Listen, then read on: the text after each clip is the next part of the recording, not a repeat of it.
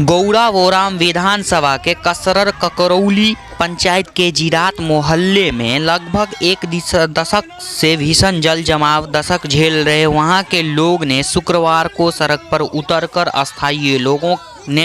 स्थायी जनप्रतिनिधि के खिलाफ मुर्दाबाद के नारे लगाने लगे। जीरात लोगों ने जल जमाव के इतने परेशान हो गए कि गली मोहल्ले से गुजरने वाले मुख्य मार्ग को बांस बल्ला से लगाकर जाम कर दिया। वहीं आक्रोशित लोगों ने स्थायी विधायक का भी विरोध किया। घर के सामने सड़क तालाब बन चुकी। जानते हैं जनता की परेशानी, जनता सरकार और प्रशासन से क्या गुहार लगाती है। आपका क्या नाम है? मेरा नाम हाफिज मोहम्मद सऊद आलम है। कौन सा पंचायत में घर है आपका? ये कसरर करकोली पंचायत में हमारा घर है। क्या मामला है, रोड को जाम किए आप लोग?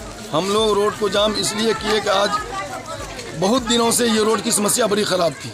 जब तक हम लोग ये नाले की सफाई लग्गा उग्गा से किसी तरीके से कर लेते थे, जन मजदूर रख करके कर लेते थे, लेकिन अब पानी के निकासी का ये आलम बन गया कि पानी की निकासी का कहीं रास्ता नहीं है।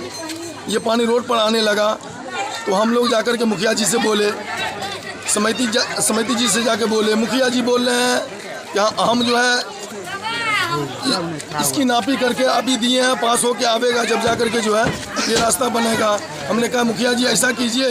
इसका परिचय मस्जिद के सामने में किराना का दुकान है। नाम क्या है आपका? सबसे अच्छा, घर इसी पंचायत में पड़ता है? हाँ, यही। क्या कहेंगे ये जो पानी जल जमाव की समस्या है? जल्द से जल्द इसका निदान हो जाए, बस यही समस्या जल्द से दूर हो जाए और क्या कहेंगे। इस संबंध में आप वार्ड सदस्य है, मुखिया है, सबसे यही निवेदन है कि जल्द से जल्द इसका जो है अपना निदान करवावे।